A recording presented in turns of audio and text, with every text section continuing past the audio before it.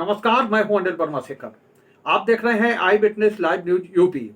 तो शुरू करते हैं खबरों का सिलसिला और पेश है आज की ये प्रमुख खबर। आई विटनेस न्यूज पर आप देखिए, शिवराज बोले अपने लिए कुछ मांगने जाने से बेहतर मैं मरना समझूंगा। विदाई प्रेस ब्रीफिंग में कई बार छलके शिवराज के आंसू। मध्य प्रदेश के निवर्तमान मुख्यमंत्री शिवराज सिंह चौहान ने आज यहाँ कहा कि अपने लिए कुछ मांगने जाने से बेहतर मैं मरना ठीक समझूंगा। आज मुख्यमंत्री पद से विदाई के वक्त पत्रकार वार्ता में शिवराज चौहान कई बार भावुक हुए। श्री चौहान ने कहा कि मुझे इसकी चिंता नहीं है कि अब मैं कहाँ रहूंगा। बीजेपी ने एक साधारण से कार्यकर्ता को 18 साल तक मुख्यमंत्री बनाए रखा। अब मुझे भाजपा को कुछ देने का समय आया है। आइए सुनते हैं शिवराज का ये बयान क्या और क्या राजनीतिक दिशा तय कर रहा है। संदर्भ था वो ये था कि बाकी दिल्ली में है, आप दिल्ली जाएंगे क्या। एक बात मैं बड़ी विनम्रता के साथ कहता हूं कि अपने लिए कुछ मांगने जाने से बेहतर मैं मरना समझूंगा। वो मेरा काम नहीं है, और इसलिए मैंने कहा था मैं दिल्ली नहीं जाऊंगा। क्या सोच है, मैं कहाँ रहूंगा, मैं कहाँ रहूंगा, मैं कहाँ रहूंगा। अब ऐसा आदमी कुछ नहीं कर सकता, सिर्फ अरे मैं नहीं बना, रोऊं गाऊं, बड़ा अन्याय हो गया। काय का अन्याय हो गया?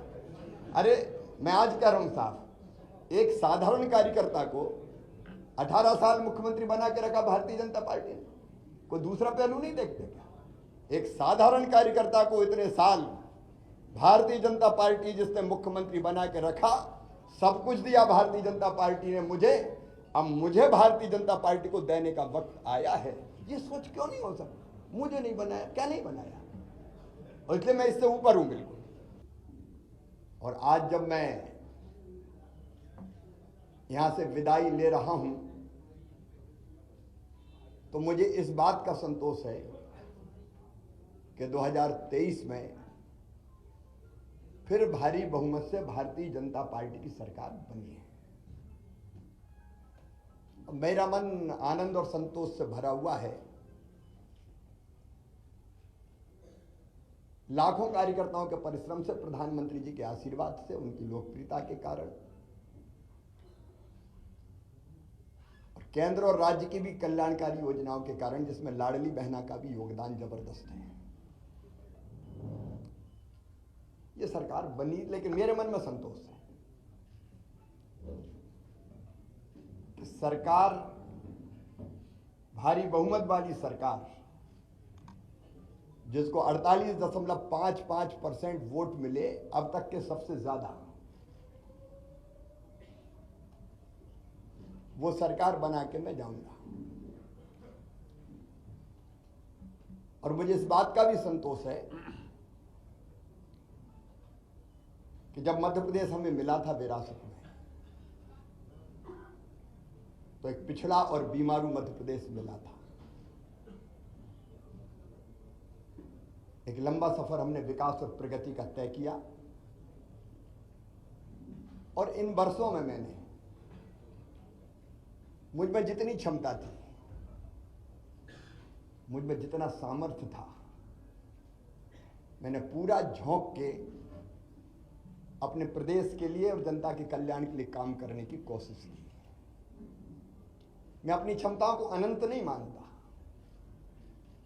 लेकिन जितनी भी थी मुझ में, मैंने पूरी प्रामाणिकता, पूरी ईमानदारी, पूरे परिश्रम के साथ प्रदेश का विकास और अपने प्राणों से प्यारी जनता का कल्याण हो, इसमें अपने आप को झोंका।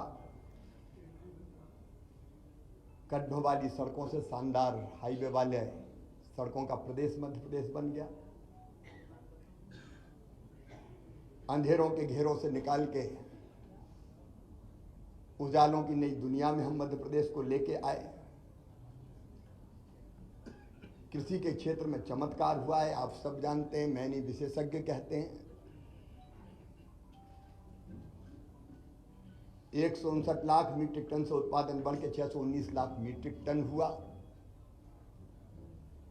एग्रीकल्चर ग्रोथ मध्य प्रदेश की चमत्कृत करने वाली है, और वही मध्य प्रदेश की आर्थिक प्रगति का फिर बड़ा कारण बनी। 11,000 रुपया पर कैपिटा इनकम से हम 1,40,00,000 रुपया तक लेके आ पाए। 71,000 करोड़ की जीएसडीपी को हम बढ़ा के आज 14 लाख करोड़ के पार ले गए। इंडस्ट्रियल ग्रोथ रेट भी हमारी 24% पहुंच गई। और सामान्य शब्दों में अगर मैं सोचता हूं तो भट्ट सुअर से हमारा सफर यहां शुरू हुआ था, उससे मेट्रो ट्रेन तक का सफर हमने तय किया। टपरे वाली ITI से हम ग्लोबल स्किल पार्क तक पहुंचे।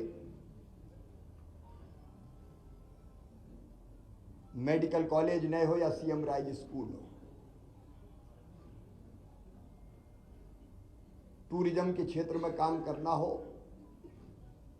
या सांस्कृतिक पुनरुत्थान का एक नया दौर प्रारंभ करना हो, जिसमें महाकाल महालोक से लेके देवी लोक और एकात्म धाम जैसे केंद्र स्थापित हुए, ये सारे काम मेरे मन को संतोष देते हैं और लगता है कि हम कुछ सार्थक कर पाए। बज चुके हैं चुनावी रणभेरी, अब होने वाला है शंखनाद। बिछ रही है चुनावी बिसात, किस करवट बैठेगा सियासत का ऊंट। नेता नहीं जनता तय करेगी किसकी बनाएगी अपनी सरकार। चुनाव से पहले चुनाव की बात। उम्मीद है आपको हमारी ये खबर पसंद आई होगी। आप इसे लाइक करिए, अपने दोस्तों के साथ शेयर करिए और उस पर कमेंट करिए। अगर आप पहली बार हमारे चैनल से जुड़े हैं तो चैनल को सब्सक्राइब करना मत भूलिए। यही निवेदन आपसे है।